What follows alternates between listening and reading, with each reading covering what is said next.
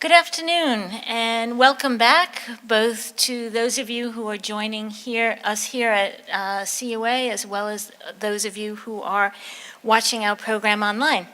My name is Lucia Selecchia. I'm on the faculty of Catholic University's Columbus School of Law, and I thank you for rejoining our conversation, What's Really Going On, the Root Causes of the Current Crisis.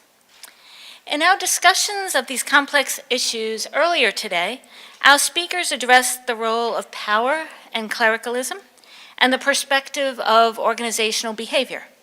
And later this afternoon, our roundtable discussion will discuss how the causes of the crisis are reflected in press narratives. However, some of the most complex and sensitive issues raised in the current crisis revolve around the issues of sexuality and sexual teaching. The panelists in our current session will present two views on this aspect of the root causes of the current crisis, followed by an opportunity for your questions.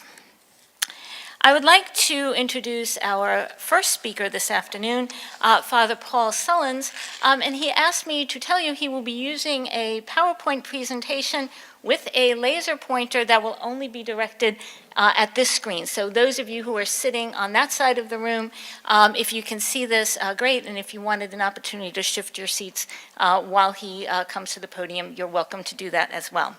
By way of introduction, Father Paul Sullins is a research associate professor in sociology at the Catholic University of America. He is also a senior research associate of the Ruth Institute. Formerly an Episcopal priest, Father Sullins is now a married Catholic priest with 3 children. He has written on same-sex parenting and its implications for child development, and has written extensively on matters of faith, family, and culture.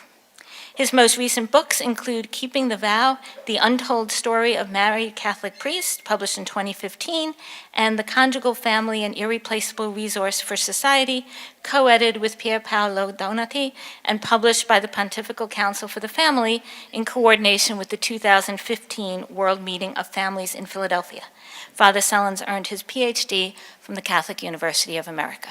Welcome, Father Sullins.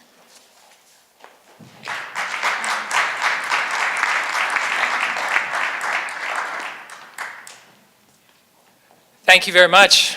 Well, not a single person is going to move. Did you notice that? That's because we are Catholics. And once we're in a place, I've tried this in parishes, move over here, you'll hear better. It doesn't work. So God bless you all. These are the same ones that are going to complain afterwards. I couldn't see where you were pointing, but God bless you all for that. This is going to bother me, so I just want to mention to you this afternoon that I love my wife. And one of the ways you can tell is when God put us together, he always does this. One of us rises very early in the morning, the other one likes to sleep in. I'm the early riser. So when I got up this morning, I reached in the drawer for the undershirt that I'm wearing, t-shirt, and it was dark. And so I'm wearing a lime green undershirt. I got it at the March for Life. It says Rally for Life, and they gave them to all the priests there that were hearing confessions at the rally. And so I mention this because apparently it creeps up above my collar.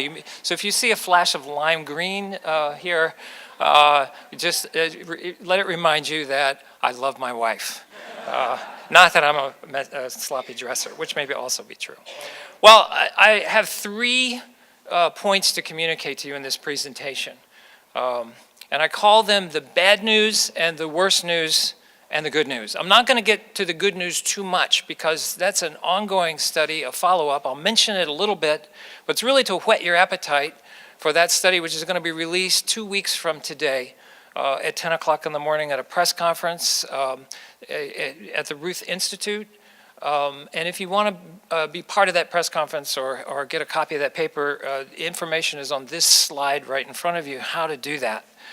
If you want to get a copy of this slide and all the slides, all you need to do is to send an email. You can do it at this moment to the address that's up there on the screen. It's rturner@ruthinstitute.org, and she'll send you back one of these cloud folders that has a copy of these slides and lots of other materials related to this report. Both of the John Jay reports, an Excel file with the coded data from the Pennsylvania grand jury, lots of other interesting information that you can look at even as we're talking here this afternoon. Uh-oh. Okay. Well, this is the abstract that we put out. I want to put the paper that this is based on. It is available now in preprint, and next week it's going to come out in the National Catholic Bioethics Quarterly, and you can read it there if you'd like. I don't think I need to review for this audience that we have a problem in the Catholic Church with regard to the sex abuse of minors by priests that came up in a very sensational way in the past year. I've heard others today kind of review that, and so I won't focus on that. I do want to point out in this summary here, which is a summary of the grand jury report that came out last August in Pennsylvania, under 5% of the abuse detailed in that report was what we call fixated pedophilia. That is, abuse that involves victims under 8 years of age. Now, that's a helpful category because people try to distinguish between situational abuse, that is, pedophiles who are attracted according to the age of the victim and not so much the sex of the victim. And they dispute what the upper range is of pedophilia from 9 to 11 or 12 years of age.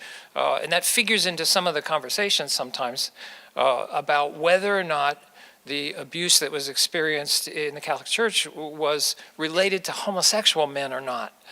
The John Jay report separated out the victims that were under the age of 8 to talk about this. And that's because even though people argue about whether victims over 8 are victims of pedophiles, everyone agrees if it's a young person under the age of 8, then that's pedophilia and not some other form of abuse. So I just want to point out 95% of the abuse was of victims over the age of 8 in the grand jury report.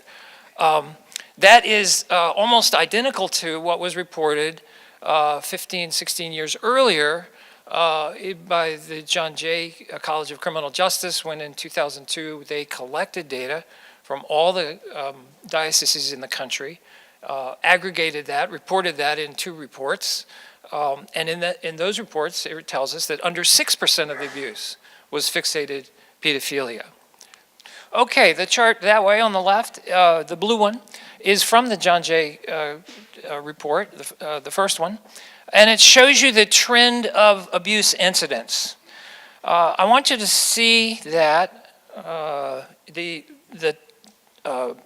peak of the trend starts actually in the late 1960s and continues into the early 1980s. That point will become important later on.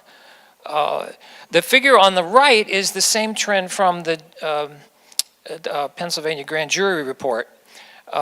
You can see that the numbers of incidents are smaller. I didn't want to put up 50 bars like they did, so this is in 5-year categories. But you can see the same trend. We had this huge, what I call wave of abuse, or you can call it a mountain or a spate of abuse that peaked somewhere in the 1970s, 1980s, and has now declined. In some cases, we could say it has declined quite a lot. A striking figure of the abuse in the Catholic Church that is unique to the Catholic Church is that it consisted overwhelmingly of men abusing boys. 81% of the victims reported by the John Jay report were male. And actually, that understates a little bit the true concentration of male victims, because if you separate out that 5% of pedophilia, now for the pedophile victims, it was pretty evenly distributed between boy and girl victims. If you take those out, then 82% of the remaining 95% of abuse are male victims.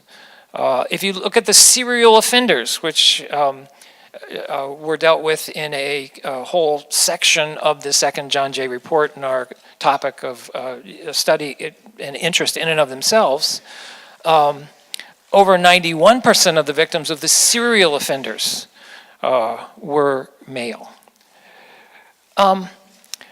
This concentration of male victims is precisely the opposite of what we see in abuse generally in American society.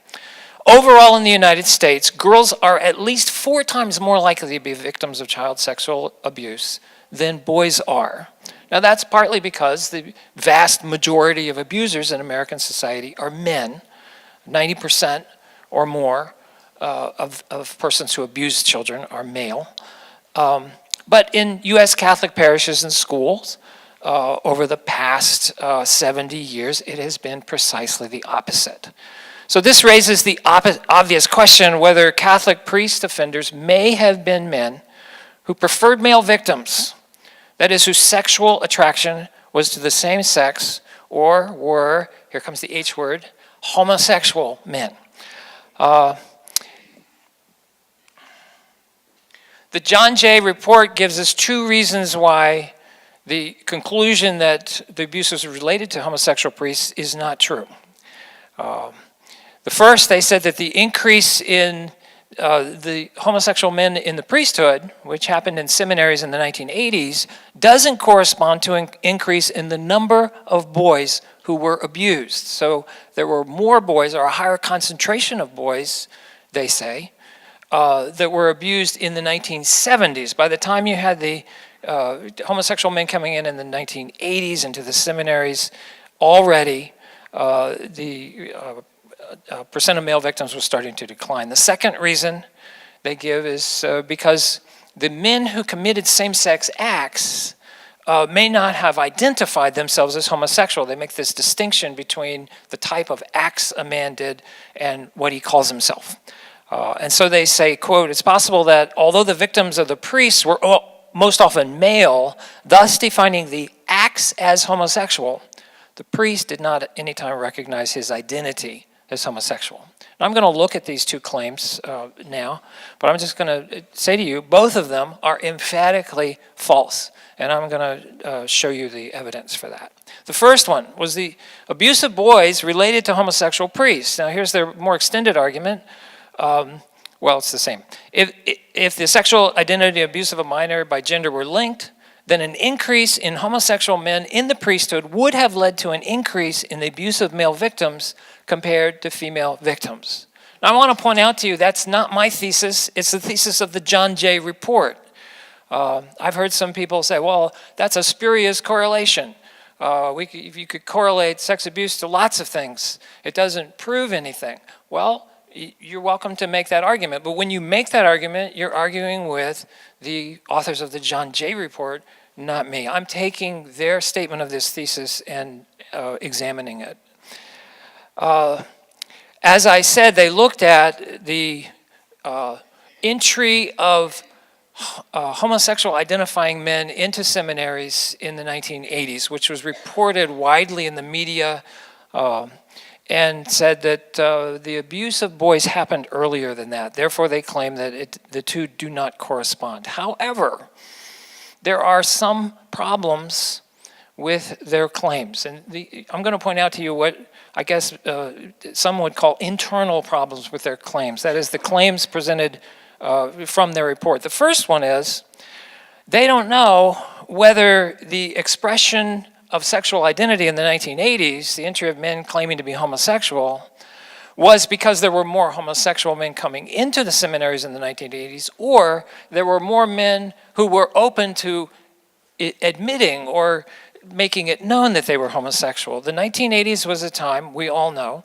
of greatly reduced social stigma against homosexuality in our society, and a lot of folk were coming out of the closet, were openly identifying as homosexual, whereas before they would not have done so. So they admit in their report they don't know whether it actually corresponded to more homosexual men. That's one problem. The second problem is if you look at their own data closely, and this is where I wish this would work, maybe, well, there's that little, oh, there we go. It doesn't help much. But you can see these 2 charts. This is the 1970s, this is the 1980s. Their whole argument depends on the fact that it went up in the 1970s and then started to decline in the 1980s as homosexual men came in. But as you can see, it didn't decline in the 1980s. That's their data. They don't put that expression of data together with the argument that they made some pages later that I presented to you earlier. But it seems to me that that's a problem for their claim. The third problem is that their incidence data is very retrospective. We all know this.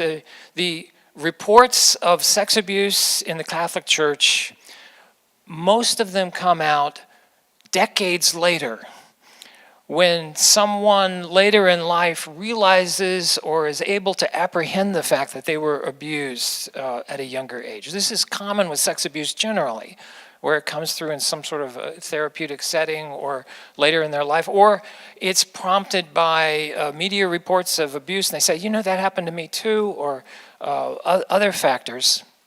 As I'm going to mention later, the average lag time from abuse to the reporting of abuse in these data is almost 29 years. So what happens when you have a body of data where the look back is 29 years? Well, two things happen from a statistical perspective. The first is that it right truncates the distribution. It makes it look as if the mean of the distribution happens earlier than it does after you correct for that skew. And so what I do here is I correct for this skew, and it shows you, well, the blue bars in this little chart that I'm showing you are correcting for the skew, and you could see, especially, well, you could see on either side of the room, that the peak of the blue bars is to the right of the peak of the red bars, so it's moved forward in time. And what I do with the blue bars is I only look at reports of abuse that happened within the past year. And so all of those long-term retrospective reports, I'm ignoring them for the moment. And what I get is I will maintain a more reliable trend indicator of when the abuse rose and when it fell. Now, the two trends are not very different. There's not a radical difference between the two. Both of them show a rise and a fall, but the blue bars, the current reports, show a little later rise and fall.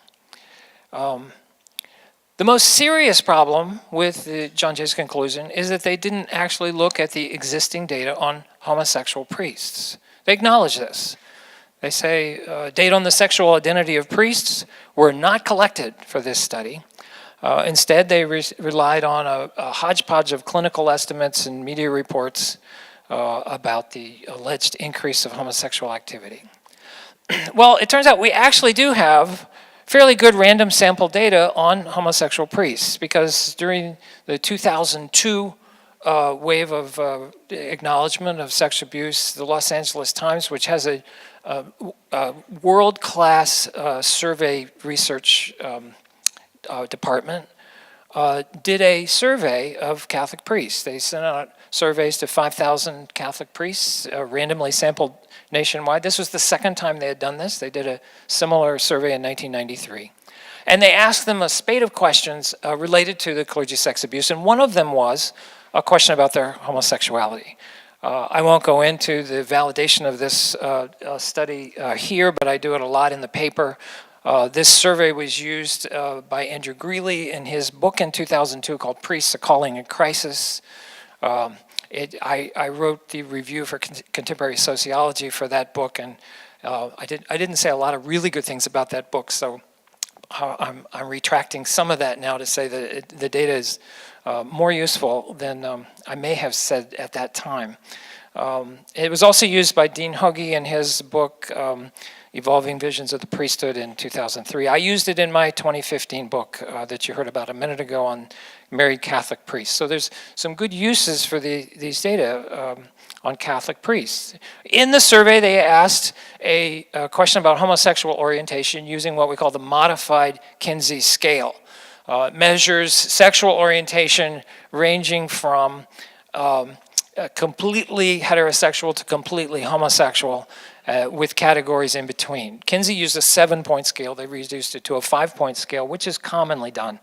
And so it's a pretty valid, replicated measure of homosexual activity. By this measure in 2002, 15.2% of Catholic priests reported that they were homosexual. To identify homosexual, I combine categories 4 and 5, as is commonly done. So we have men who have an exclusively or a predominantly homosexual orientation.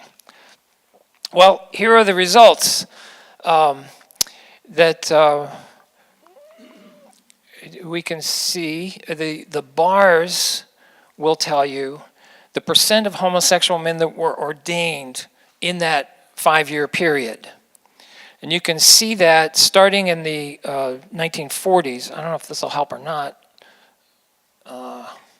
Yeah, a little bit. Starting back here in the 1940s, you have what we might call the default or resting rate, which is somewhere around 3 or 4% of the priests that were ordained in those years reported in 2002 on this survey that they were homosexual in orientation. And then it started to rise. In the 1950s, you get a higher percent. By the time you get to the 1960s, over 1 in 5 priests who are ordained report that they're homosexual in orientation. In the 1980s, remember those reports of all that activity in the seminaries? So that's the high point. 1 in 3 priests ordained in the first half of the 1980s report a homosexual orientation. If I showed this to you in single year bars, you'd see a lot of variation, but you'd see some years in which it went very high. The highest rate of homosexual ordination was in 1983. We had 50%, half of all the Catholic priests ordained in that year reported homosexual orientation. And then it has started to decline. Now, this line here, it captures not the percent ordained in any year, but the overall effect of those ordinations. And so this is the percent of men at each of these points who were homosexual in the priesthood as a whole, not just newly ordained. And so in the early 1980s, 15% of all Catholic priests who were active and serving in the United States were homosexual, as projected by these survey findings. It went up a little bit in the late 1980s. And I'll talk a little bit about what it has done since that time as part of the third part. If you take this trend and you overlay it with the trend of abuse that I showed earlier, these two trends, the correlation between those two is a 0.90 correlation. Now, if you know anything about measuring correlations, they go from negative to positive 1. From 0 to 1 is a positive correlation, two things that go together positively. So the highest, the strongest correlation is a 1.0. Well, 0.90 is a very strong correlation. It means if you have one thing, you're very, very likely to have the other at the same time. And so from that, you could conclude that the John Jay report's conclusion or claim that the two are not related is not true. But this doesn't tell you the whole story. The Times survey also asked whether or not there was a homosexual subculture in the priest seminary at the time that they were ordained. And this slide reports the findings on that question. And you can see that also started to rise in the 1960s. By the 1970s, a third of the men that were ordained reported that there was a homosexual subculture in their seminary. Over half of the men ordained from the 1980s through the mid-1990s reported to us that there was a seminary, a homosexual subculture in their seminary at the time that they were ordained. And so the reports that the John Jay writers were looking at were accurate reports. And so it was not just one phenomenon, it was two phenomena. It was the rise in the percent of homosexual priests, but also these enabling, encouraging, I'm not sure what to call them, groups, cliques of homosexual men that formed a subculture. The subculture was defined in the question as a group that interacts predominantly or almost exclusively with one another and is separate from the other groups of persons in the seminary. And so both of these things were going on through the 1980s. If you correlate the homosexual subcultures and the incidence of abuse, you get even a stronger correlation. It's 0.96. And so clearly, that is a very strong factor in the abuse. Now, when you have two factors in the social sciences, what you do is a multivariate model. You put them both together and you say, well, which one, in the presence of the other, which one is going to stay strong? And it helps you to parse out which of those had more effect in the presence of the other. And that's what you see here. Now, I have shown you charts that relate the percent of homosexual priests and the percent of priests ordained in a homosexual subculture with the incidence of abuse. But that's not exactly the claim that the John Jay report makes, right? It says it's the percent of male victims, the share of the boys who were abused. And so the leftmost, now you can't see this. This is, you can see it a little bit. The leftmost panel here looks at the percent of male victims as the outcome, and the predictor is the percent of homosexual priests. And there you can see that the correlation is, if you can believe it, even higher. It's as close to a perfect correlation as I know, as I have seen in many studies in the social sciences. It's a 0.98 correlation. It's statistically significant at the highest level of significance. The chance is less than 1 in 100,000 that this result is due to simply random variation in the data. And so on the basis of this, we can conclude that the idea that the abuse of boys was not related to homosexual priests or homosexual men in the priesthood is emphatically false. It's clearly, obviously, very strongly related. Now, how you interpret that relationship, we may have very different ideas about that, but that's clearly a very strong relationship and correlation. Now, here in the second model, I put in the homosexual subcultures and to see which of these two is likely to be stronger. And you can see that the homosexual priest remains pretty strong. Remains pretty strong. The seminary subculture, not so strong. So for the abuse of boys, the percent of victims that were boys, the primary factor is the presence of homosexual priests. But there are some other questions that we can look at with these models. If we look at those multiple offenders that we talked about earlier, now that's an interesting topic. I'm not going to go into it in detail here, but you notice they had a higher proportion of boys that were victims. And there you can see that putting in the seminary subcultures reduces this coefficient. I want to call it a correlation. It's actually not. It's a beta coefficient, but it can be interpreted like a correlation. And it reduces it quite a lot. So the seminary subculture had more of an effect on these multiple offenders. It's still not a huge effect.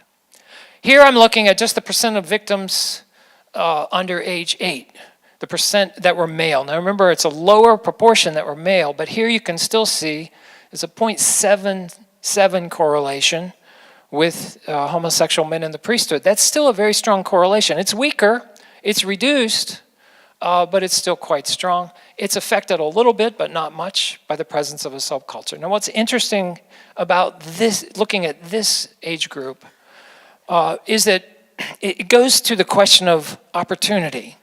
Because the John Jay College claimed that much of the abuse was due to the fact that there were more boys available to abuse. And I've read this in many, many kind of ad hoc accounts, people thinking about these things. Well, there were lots of altar boys during that time. Girls were not allowed to be altar servers, so they just had boys to abuse. That's why they did it. And this points out that there is some truth to that. That was an effect. Because when you're just looking at all the victims, it's a 0.98 correlation. When you're just looking at the percent of victims who are male under the age of 8, it's down to 0.77. Boys under the age of 8 were not old enough to be altar servers at any time in the Catholic Church. So access to boys as opposed to girls for victims for children this young was probably not a big factor. It was a factor here. And so the difference between these two, I just roughly estimate that about 1/5, you subtract these two, you get 0.21, which is about 1/5 of the whole range of abuse, may be attributable to enhanced availability of boys or to opportunity. But it doesn't negate the fact or make the fact go away that a much higher proportion of the abuse seems to be related to the presence of homosexual men. Opportunity and orientation are not mutually exclusive factors in promoting the abuse. They both might be true. This looks at the number of male victims, and then this looks at overall abuse, and you can see that there are also high rates of correlation here. Now remember I showed you that chart earlier about the homosexual subcultures and the overall incidence of abuse. And so this final panel, the rightmost panel, looks at this question. And when I include seminary subcultures in this model, you can see that it explains more than, or pretty much the same as, but a little more than, the percent of homosexual priests. So if we're looking at the overall incidence of abuse over time, we can say that both of these had a very strong effect. Both having homosexual men in the priesthood or preparing to be ordained to the priesthood, and having homosexual subcultures in the seminaries. Both of those contributed to the incidence of abuse over time. The second argument I mentioned, and I'll just go over briefly in causes and context, was that this question of identity, that the men who engaged in homosexual acts didn't actually identify themselves as homosexual. I don't know where they got this idea, but I researched studies. We have several excellent studies of clergy offenders in treatment settings. And they tell us what proportion of them are identifying as homosexual. In all three studies, it's a very high proportion. And I won't go into detail with them here, but it's from 40 to 70% of the offenders themselves telling us what their orientation is, identify as homosexual. Now, when you consider that somewhere under 2% of the general population is homosexual, or as we looked at earlier, up to 15, 16% of priests are homosexual, and you have many times, or at least 2 or 3 times the number of priests in treatment reporting that they're homosexual, you just can't say that somehow these men did not identify themselves as homosexual. None of this research that I say here is cited or acknowledged in causes and context at all. So that claim is simply false empirically. Well, that's the bad news. Now I want to talk to you about the worst news. How much time do I have left? I have lost track. 4 more minutes. Okay, well, I'm going to do this very quickly. If you just look at the retrospective reports, it looks like the abuse has dropped to almost nothing. And many folk have claimed that it's dropped to almost nothing. But that's really not true. The problem with retrospective reports, as I showed this slide earlier, is not only that it makes the mean look like it's earlier than it is, it makes current abuse look like much less than it is. If you're looking at reports that on average go back 28, 29 years, and you want to know how much abuse is happening today, what do you have to do? You'd have to time travel 28, 29 years into the future and see what reports are being made then about the abuse that's happening today. So you really don't know. It grossly understates the rate of current abuse. And so this is here the trend looking only at current reports of abuse. And you can see that in 2 things that I want you to see. One is that if you look at the rightmost bar is very similar to the rate in the 1960s and the early 1970s. It's not accurate to say, well, we have almost no abuse today. We have a similar incidence of abuse as we had back in the late 1960s and in the early 1970s. Second, you can see that in the most recent era, which in this chart is 2010 to 14, we have more abuse than we had in the prior era, in the 2005-2009. If you look more closely, it's even more accentuated. And here I look only at the events that have been reported since 2010 that report abuse that happened since 1990. So we kind of focus in on recent abuse. And here you can see that in 2000 to 2009, you had a very low rate of abuse, and in the most recent period, it has gone up. It's more than double what it was earlier.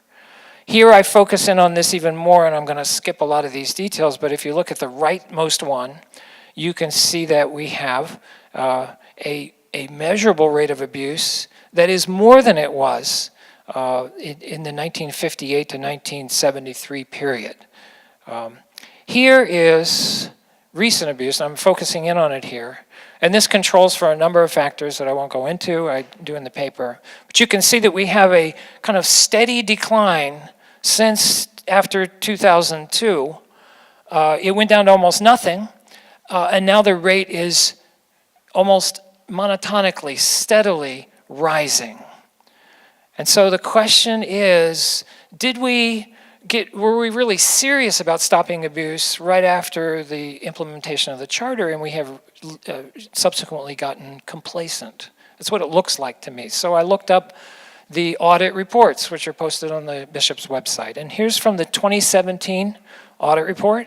Section 1 is called Tone at the Top, General Complacency. And has a whole laundry list of things that were not done and have started not to be done by bishops and other diocesan leaders who are just not interested in continuing the different actions that would prevent abuse. Francisco Cesario, who's the chairman of our National Review Board, wrote this in his cover letter. The complacency that is emerging seems to suggest that some believe that the sexual abuse of minors by the clergy is now an historic event of the past. Well, the ones who believe that are the bishops. In fact, they're cited widely as saying just that in response to the Pennsylvania grand jury report. And here's their own audit report. It came out last May that is saying the opposite. He says, this would be an unfortunate conclusion, as the audit report makes evident. And he goes on to talk about a wave of complacency that is leading to increased sexual abuse of children today, this minute, in the Catholic Church. I just want to say this report, it's in the resource folder if you sent the email to get that. It's on the USCCB website. It's the bishop's own audit report. It's saying that up to a fourth of the bishops are doing things that are promoting increased abuse of children today, right now, in the Catholic Church. I haven't seen any media reports or any great expressions of concern about this real present concern here in the Catholic Church today. So I share this with you. If you're somebody that wants to do something about the sex abuse in the church, it might be a good thing to call this attention to the attention of some people who could do this. Okay. Good news. Just going to touch on it briefly. After I published my first study last October, I was sent a body of data about current abuse. And it allows me to look at the age structure of victims up to the present time. You can see that since the end of the John Jay data, in the 2002 time, the percent of male victims has dropped dramatically. I can also tell you that the incidence of abuse has dropped not quite as dramatically, but we're looking at a whole different structure of abuse today. And there are good reasons for that, strong reasons for that. I don't have time to go into it here, but if you're interested, you can log on or put yourself on the list to get a copy of the study that's going to come out in a couple of weeks. Thank you for your attention. Thank you. I'd like to introduce our second speaker, Dr. Julie Rubio, who is on the faculty at Jesuit School of Theology at Santa Clara University's Berkeley campus. She came to Jesuit School of Theology after 19 years as a professor of theology at St. Louis University, where she also held a secondary appointment in women and gender studies. She holds a BA in political science from Yale, an MTS from Harvard Divinity School, and a PhD in religion and social ethics from the University of Southern California. Her research and writing bring the resources of social ethics to issues of sex, gender, marriage, and family. She has published 4 books, 1 edited volume, and articles in scholarly journals, as well as essays in popular venues. Her current book project is entitled Catholicism, Gender, and the Family. Welcome, Dr. Rubio.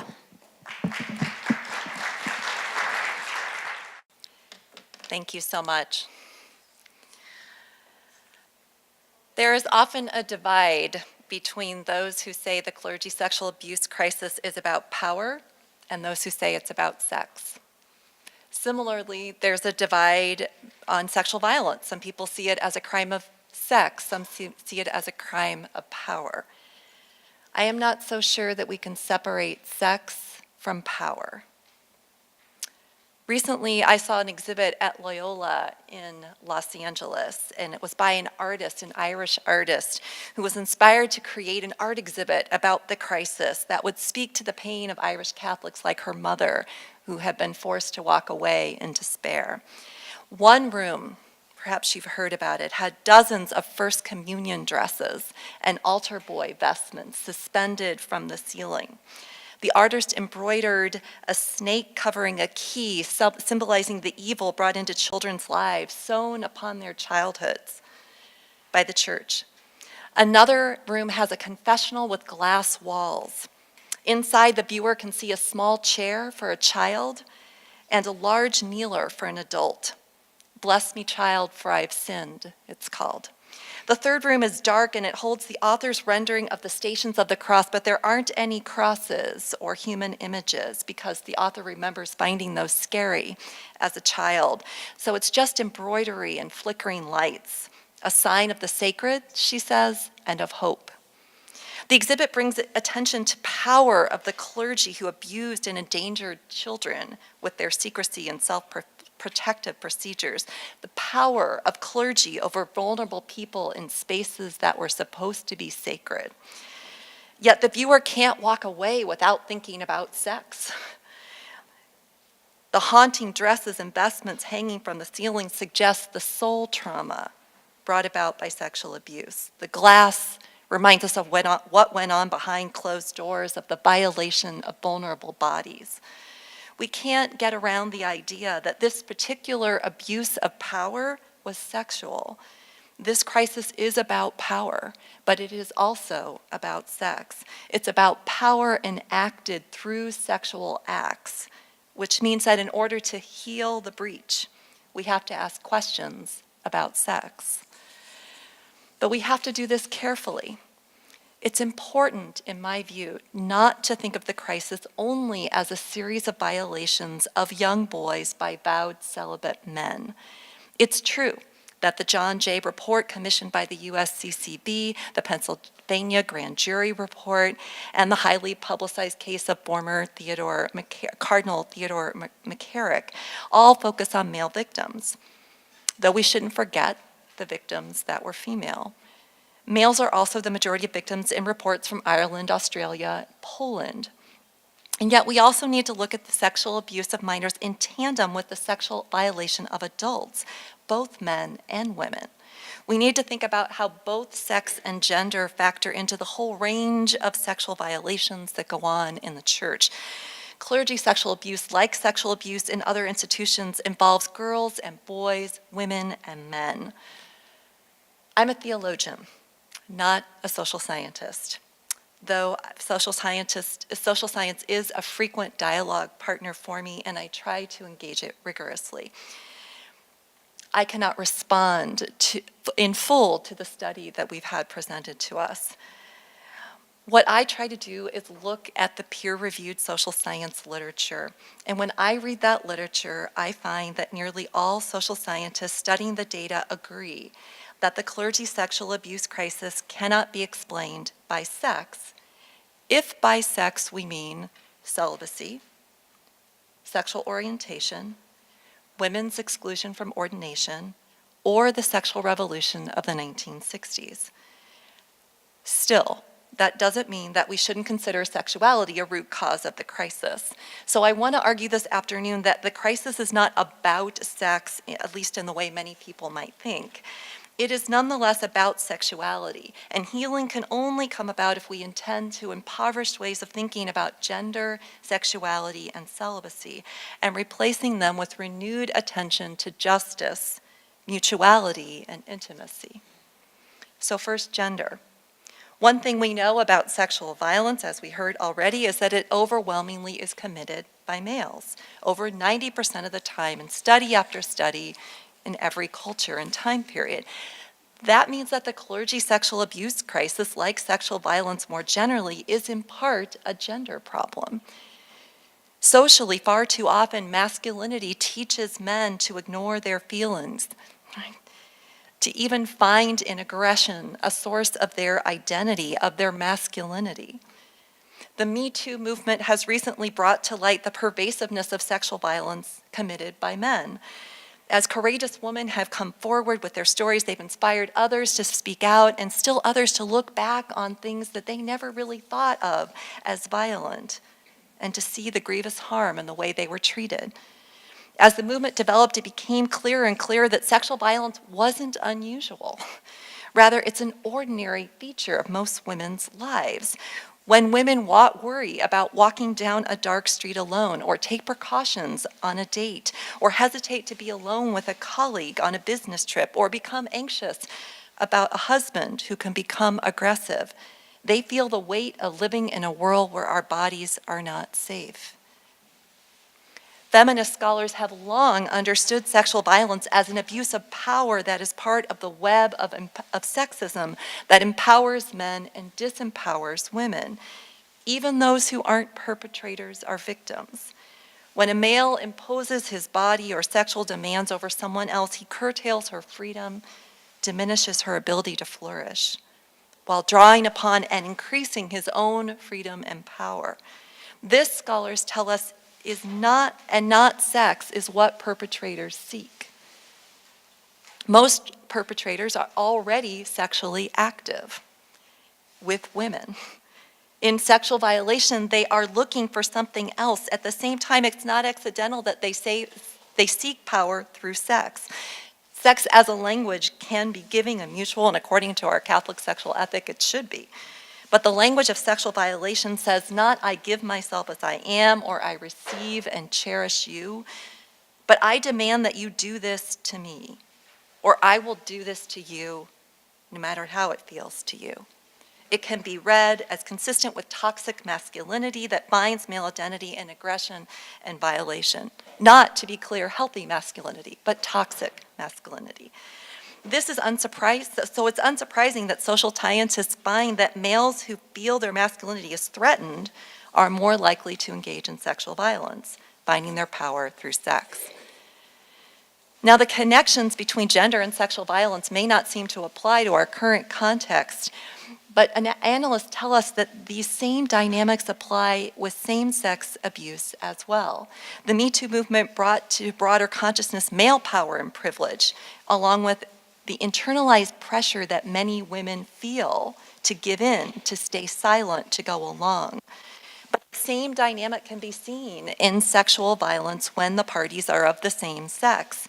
So it's still appropriate to name a gendered power dynamic in all of these cases because our cultural gender scripts of male domination and female subordination, or just domination and subordination, exert power over our imaginations that transcends biological sex.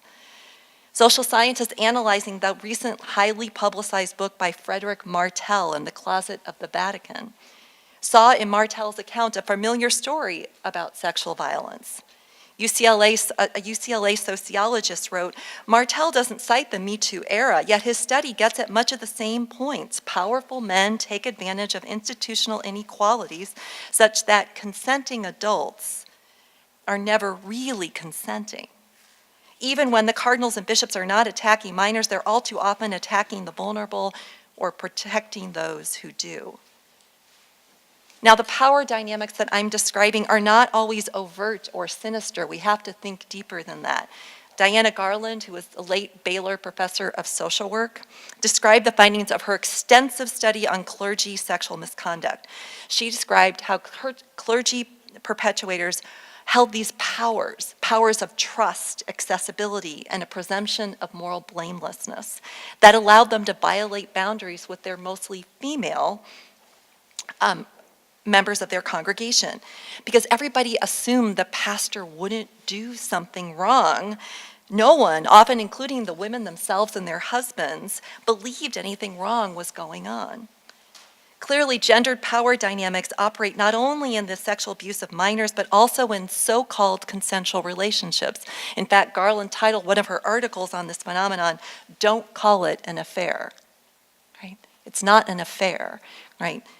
Can't be real consent. In her extensive research, Garland found that women's experience of sexual harassment or misconduct was very common. Her subjects blamed themselves, not the perpetuators, and she found that clergy abuse of women was much more pervasive than the abuse of children.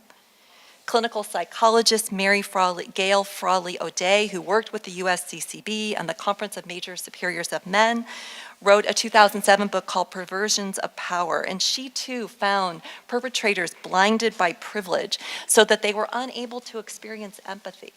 Right? That's one of the mysteries for us, right? Why no empathy? But she finds that she locates that reason in privilege. And lay victims give deference that they think is owed to clergy. They just simply weren't prepared to critically question what was being done. Now, right now, the problem in the Catholic Church doesn't appear to be about women.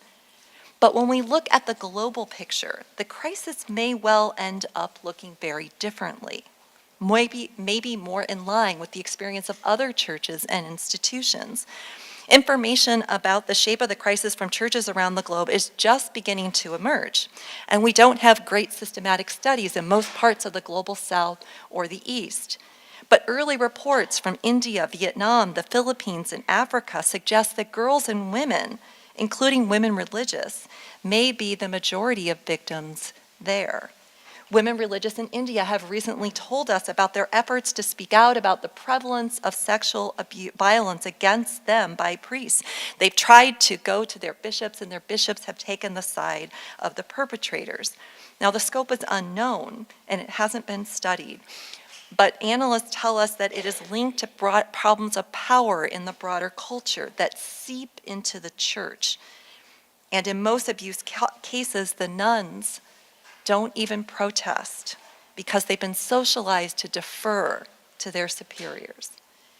At a recent panel on the crisis at my school in Berkeley, we asked two women, one from Uganda and one from India, to speak about how the clergy sexual abuse crisis looked like in their homelands. Both spoke of the prevalence of sexual abuse of women and girls and connected abuse in the church with abuse in the family and the clouds of secrecy that surround both. As reporters are beginning to look more deeply in the problem, they're finding it's global and pervasive. The cover-up, which many are talking about as the real crisis, can also be seen as gendered. It involves a predilection for protecting male space, seeing secrecy as obvious, preserving the gender hierarchy of who gets to know, who's included, who makes decisions, and who knows what is really going on. Gender helps us understand how so many bishops and priests valued preserving privilege via cover-up over protecting children and other vulnerable adults. Research teams tell us that many of the bishops knew about this by the 1980s. They had agreed to certain protocols, and yet their implementation was inconsistent. I agree on this point. Because they lacked empathy for victims, and that led them to tightly control information and allow their brother bishops to go their own ways. Again, this is much like sexual violence in the broader culture. The networks that led powerful men in the entertainment and sports industries to protect male power and privilege while disadvantaging women were also, who were not in the know. They look very similar. To be clear, I am not situating clergy sexual abuse in relation to abuse in other institutions in order to minimize or excuse it. We cannot do that. Rather, I've been arguing that viewing clergy sexual abuse in light of the broader problem allows for a better analysis of root causes, especially gender and power. In the abuse of minors and adults, male and female, and the subsequent cover-up. The crisis is very much about sex, gender, and power. Now, I want to draw out a point that I've alluded to, the claim that sexual violence is more ordinary than not. I've already suggested that so-called consensual relationships between clergy and adult women or men are properly understood as violation. I've also noted that the reality of sexual violence shapes women's daily lives. I want to go a step further and claim that the Me Too movement revealed not only the worst, the most egregious cases of abuse, but also the prevalence of what analysts call bad sex. Sexual violence of minors is widespread. Sexual violence of adult women is widespread. But the Me Too movement brought to life not only stories of rape, but also bad sex. There's no hard data on this. But when stories from real encounters, like that of Aziz Ansari, and also when fictional accounts, like a story that went viral from the New York Times called Catwomen, when these stories were put out there, and they sounded eerily similar, accounts of dates, but they also sounded like pornography scripts. And when millions of women tweeted in response to these stories, "Me too," this is my experience, not my extraordinarily terrible experience, but my ordinary experience, we realized that we have a much broader phenomenon on our hands. The more systemic studies of hookup culture on college campuses, like by Lisa Wade, Donna Freitas, and others, show a remarkable lack of concern of males for their female partners, a profound lack of mutuality and intimacy. Researchers note the power the hookup script has on college-age men and women, even when they don't want to participate in it. And they note the connections between the most forceful violations and much more ordinary sexual encounters, and the reality that most perpetrators are very ordinary men who attend secular and, yes, Catholic colleges. Psychologists who have done in-depth studies of victims tell us that when patterns of abuse emerge, looking to individual mental disorders is insufficient. We have to look at the patterns. So we need to look at the structures that enable this abuse and make it ordinary. So what do we make of this pattern of bad sex? We can see toxic masculinity. We can see a flight from intimacy and vulnerability. We can see the power of scripts of domination. So how do we ethically analyze that? Right?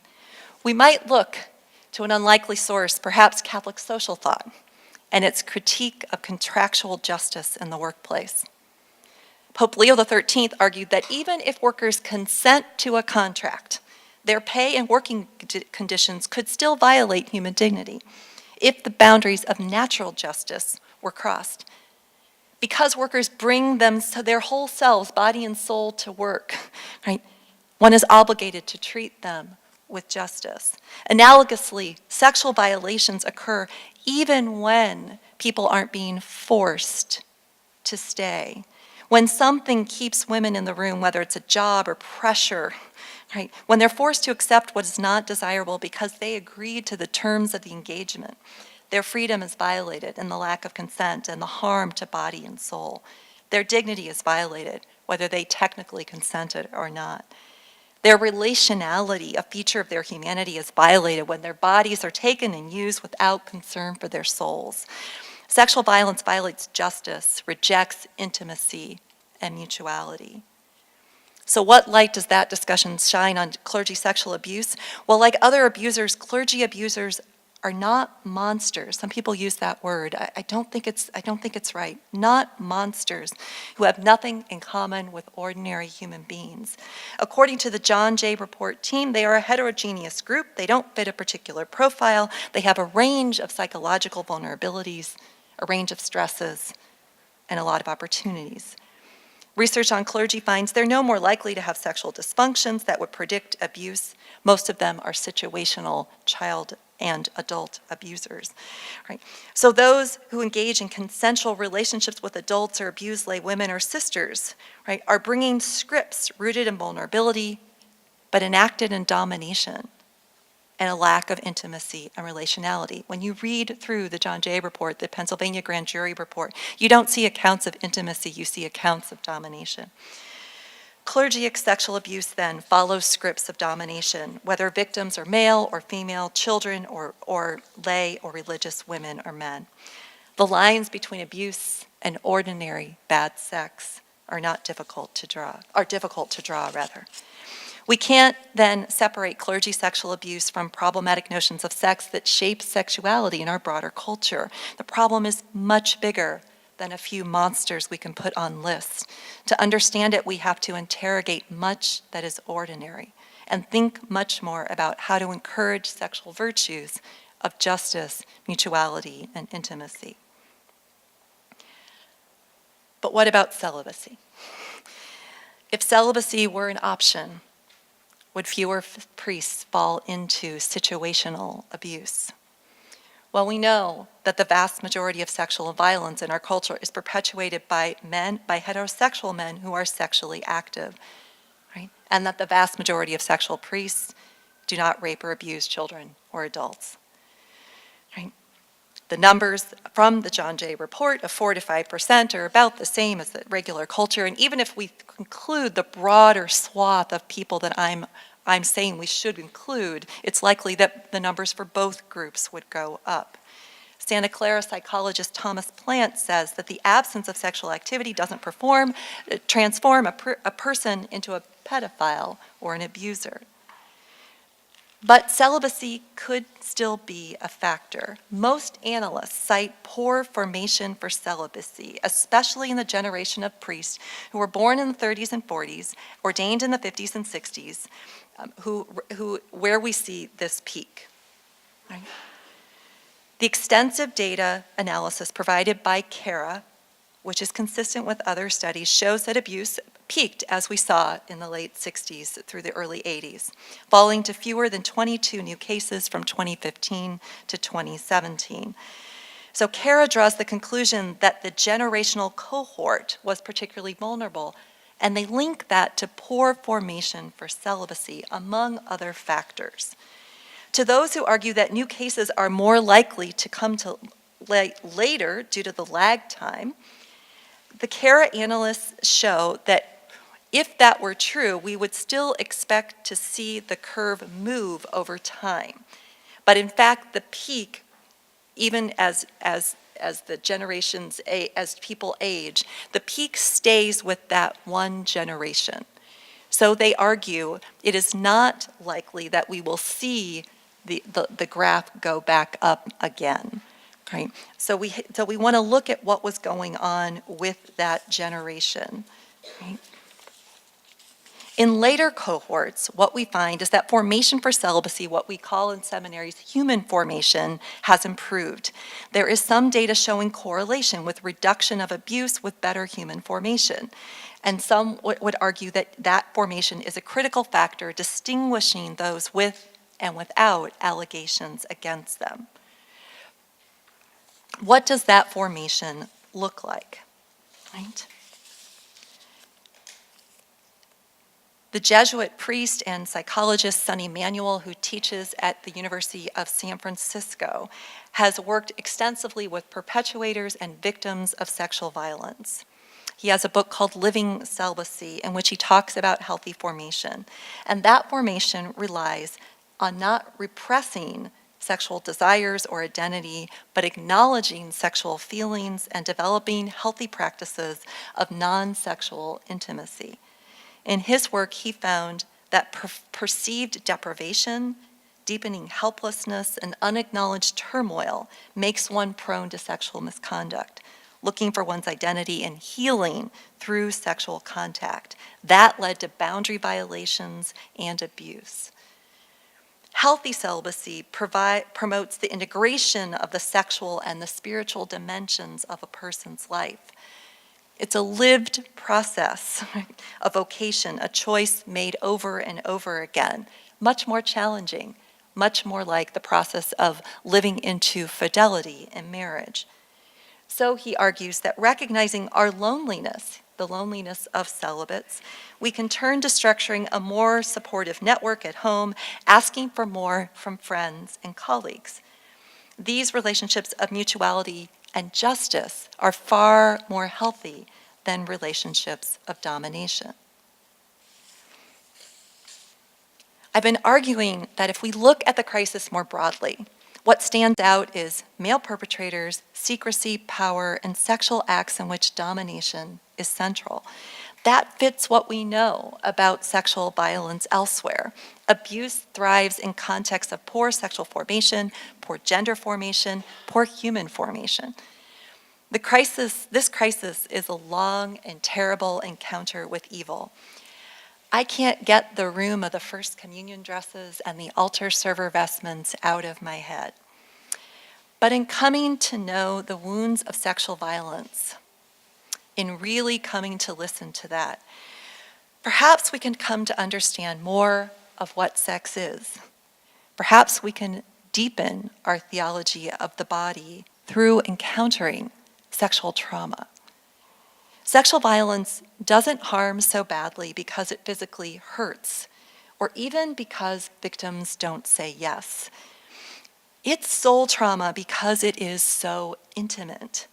The soul is harmed through the body in the most intimate way possible. The more we listen to survivors, the more we understand the harm. And then it becomes possible, perhaps, to make our way back to claims about what it means to speak truthfully with one's sexual body. If we limit our gaze in the clergy sexual abuse of minors, we risk misdiagnosing the problem. Feminist scholars and social scientists who've been studying sexual violence for decades have taught us a great deal about how distressingly common this problem is, even given really important distinctions we need to make between the sexual abuse of minors, forced relationships with adults, and relationships that appear consensual. It's much more plausible to see sexual abuse in the church alongside what we already know. Though men who committed these crimes have done monstrous things, they are not, for the most part, monsters. Apart from the small percentage of sexually disordered pedophiles, most are ordinary human beings who did great harm. With sexual violence, including clergy sexual abuse, violations of justice are enacted through gendered scripts. Healing requires serious reflection on gender, sex, and celibacy. Then it may be possible to rebuild and communicate a sexual ethic of justice, mutuality, and intimacy that applies both to celibates and non-celibates. This is the best that the Catholic tradition has to offer. Now, given where we are, it may be difficult to see our way through to the dim, flickering lights in the exhibit with which I began. Right now, it seems right to spend time meditating on the child's chair in the glass confessional, and to place alongside it chairs for adult men and women, as we as church listen to their pain and confess our complicity in their soul trauma. As we engage in acts of contrition and develop better ways of living out gender, sex, and celibacy, we hope the lights will become brighter. Thank you.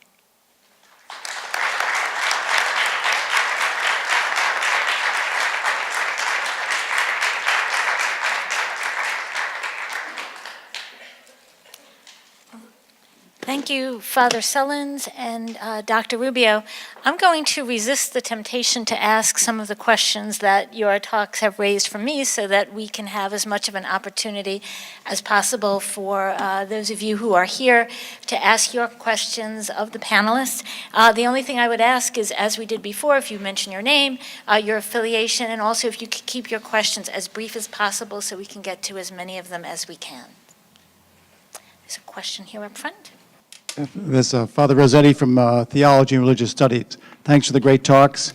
Dr. Rubio, one question. You mentioned about the blip up in cases late 60s, early 80s, and you talked about the lack of good pastoral formation, human formation, and John Jay showed that better human formation reduced the number of cases. But why would there be a blip up then? Because does that imply that human formation was better before the 60s?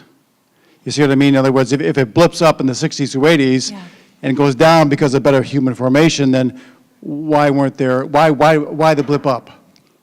Yeah, I think that's a good question. And again, this is good, right? Yeah. Yes.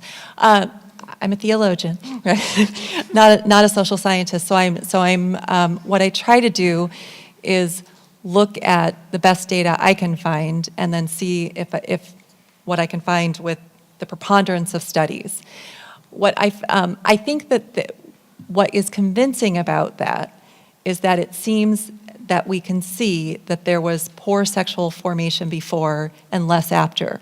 My own sense, though, is that, and I'm reading historians on this now, is that it's really hard for us to know what went on before that time, right? Because it's much more likely that sexual abuse has been going on for a very, very long time in the church.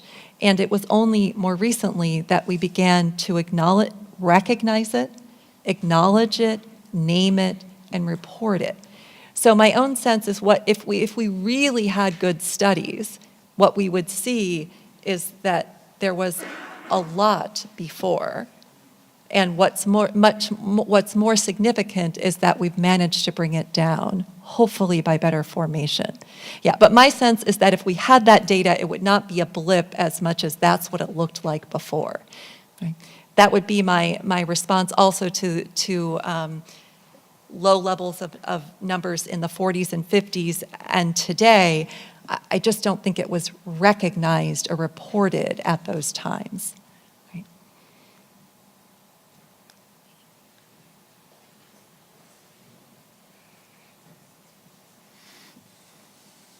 Thank you. Well, thank you to both speakers. My name is Eric Crettle. I'm from Ann Arbor, Michigan. I don't have an academic affiliation, but I am the father of 3 boys who are 7, 9, 11 years old. And my question is really for both panelists. I'd be interested in your perspectives on the Virtus program. I recently attended Protecting God's Children, the live Virtus training in preparation to be a chaperone for my oldest son, my 11-year-old 5th grade overnight field trip in a few weeks. And I was appalled at the content and the way it was presented by the facilitator within our Diocese of Lansing. 2 things I'll state about my experience with the Virtus training. One, within the training, there are 2 videos that are shown that show 2 white adult males. And they, at the end of the video, you review questions. One of the questions or statements that comes up in the videos and is a point of discussion is that it's a myth that most sexual abusers are homosexual. And when we got to the end of the video, when I raised the question about the data from the John Jay report and the Pennsylvania grand jury, without actually being familiar with Father Sullins' work, the facilitator was dismissive of me even raising the question that there could be a link between the abuse of boys, particularly of boys who were my son's age, and soon to be, my son will be older soon, but also just dismissive of the social science research. And I work in an academic medical center. I've been an administrator at the University of Michigan for almost 30 years. And I understand that peer-reviewed research can be selective. So to point to just research without justifying and being able to engage in a discussion about it, to me, was deeply offensive as a father. And secondly, at the end of the presentation, I approached the facilitator privately because twice in the videos that we saw, Bishop Malone from the Diocese of Buffalo appeared. And she was not even aware of the allegations against Bishop Malone. And as a facilitator of this program, it is appalling to me. So I'd be very interested in your perspectives, because as a parent, I don't feel the Virtues program is effective at all. It misrepresents the root causes and does not equip parents to actually protect their children within our church. I don't know anything at all about the Virtues program, so I can't speak to that. Sorry. And I've done the training in my own parish. I guess I would say two things. One, what I found helpful about it was that we were sitting. I happened to do it on a day that a lot of male coaches were there, and I was doing it because I was teaching religious ed, and I just found it really to be a profound experience to be in the room with all of these other adult Catholics talking frankly about sexual abuse, and in an open way. That was just something I'd never experienced before. And to have men and women asking ourselves, where do we need to be careful?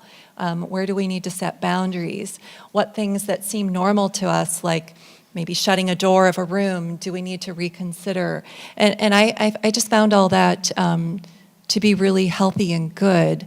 In terms of the correlation of homosexuality and abuse, I mean, more broadly, if we look at simply studies of sexual violence, the American Psychological Association holds that there is no connection between sexual orientation and becoming an abuser. So there's those who identify as gay are no more likely to engage in sexual violence. In the studies that I have seen, even when priests are identified as according to sexual orientation, which in my own view is a much murkier science. We may disagree on that point. I'm not sure we have great numbers on that.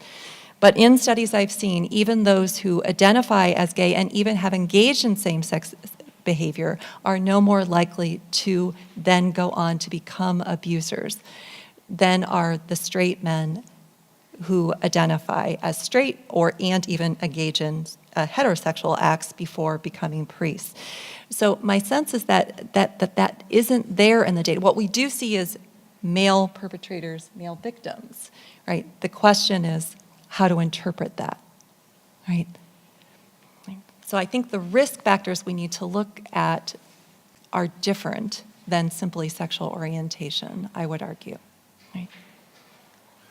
A follow-up question up here front. My name is Danelle O'Meara. I'm not associated with any organization. I have a question about the 29-year lapse and the issue of false memories. Yeah. Is that taken into consideration when you're doing the... You mean false allegations? No, that people don't remember things accurately. They have false memories of events. And so if on average, I don't- 29 years lapse between the event and the reporting of the event? Right. Well, if you're not talking about false allegations, I'm confused as to what you're talking about. You're saying people falsely all right, remember being abused, but that's not a false allegation. My question so is, do you help me address out. the fact that possibly these people are reporting things that did not happen? It's possible, sure. And that's why we have a process of examining allegations to see if they're credible, to see if they're possible, to see if they're corroborated. That happens both in dioceses and also in civil settings. And a certain proportion of allegations turn out not to be credible or not to be substantiated. I don't have the exact proportions at the tip of my head, but it's not a large proportion. But some proportions turn out, some allegations are not substantiated. Yeah. Right up front. Thank you so much for your presentations. I'm Eileen Dombo. I'm an associate professor with the National Catholic School of Social Service. I do know that because my area of research is sexual trauma and sexual violence, about 1% of allegations are false allegations. So it's very, very low. And the false memory is a whole other debate from a clinical standpoint that would take us, I think, a little bit off track, but I'm happy to talk to you later. I wanted, Father Sullins, to ask you, you alluded to the number of clergy who sexually offend multiple victims, and you excluded some of that, I think, from your findings in your report, and I think that's significant because we do know that for a large number of those who offend sexually, they have multiple victims. So I wondered if you could sort of talk a little bit about your decision to exclude that, and then also if you could also speak to the difference between correlation and causation. Because I think, when we teach our students in social work as a social science about findings and how to interpret findings, there's a big difference between correlation, two things happening at the same time, and causation. Right? So I know that in the fall when I went to my daughter's soccer games on Saturdays, it rained 90% of the time. But I also know that the fact that she had a soccer game did not cause the rain. So I just wondered if you could speak to that as well. Okay, I often think if I have a soccer game, it does cause the rain, but that's another topic. Remind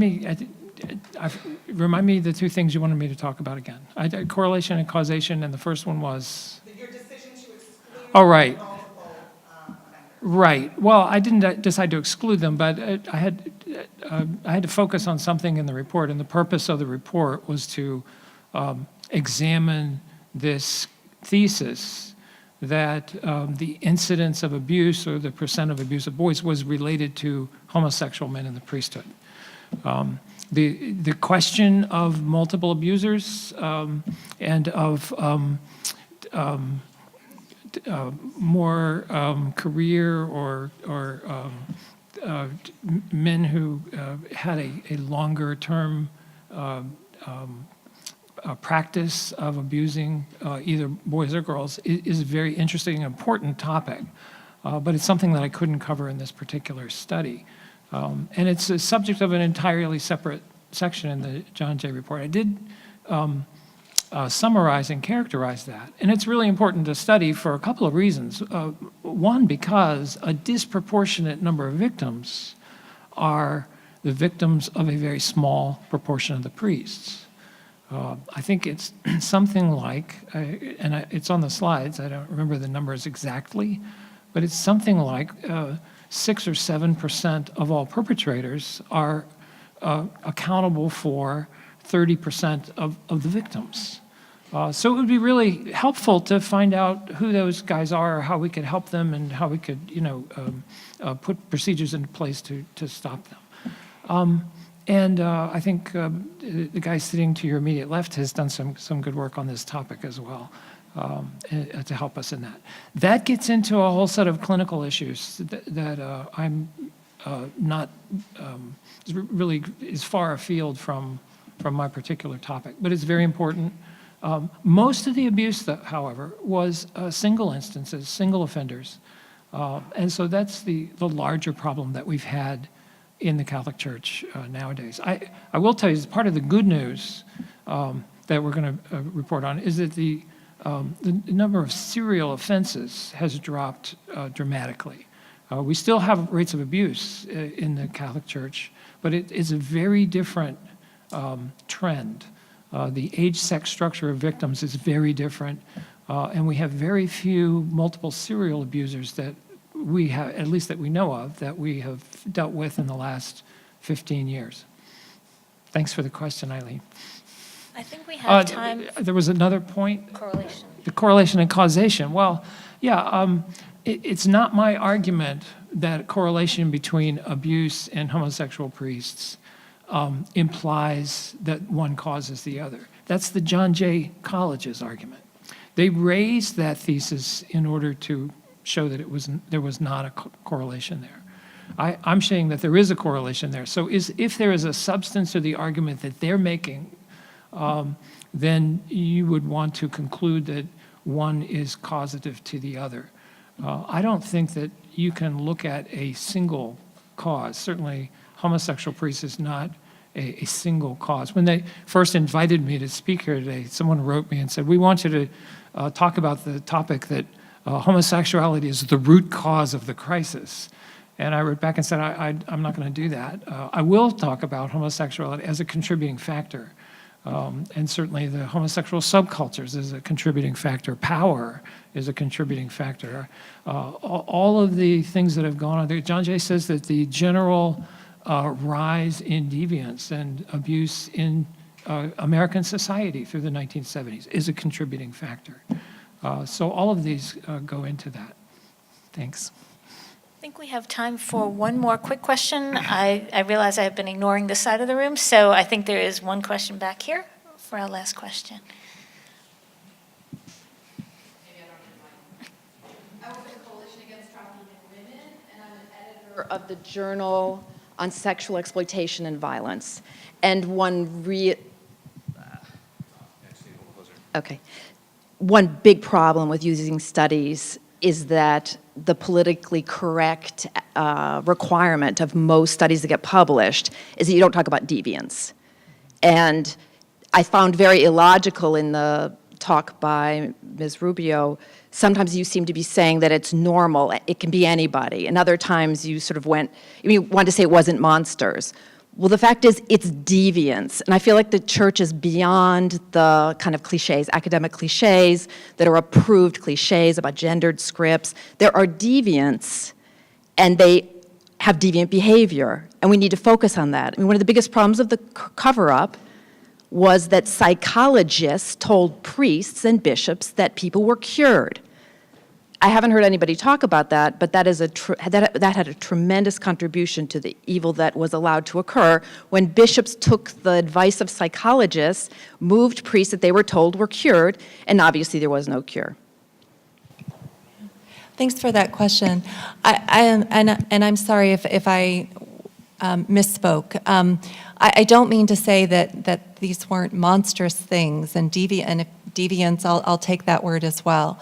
I do want to say that sometimes when we focus on how very monstrous people are, we fail to see the broader cultural roots of the problem.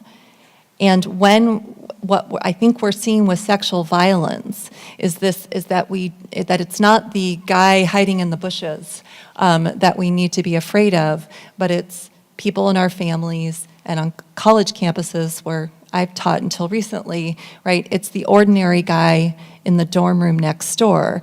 And so the worry is what's going on in the broader culture that is leading to such problematic scripts that are infecting broad segments of the culture. And I think we actually might agree on some of that. Yeah.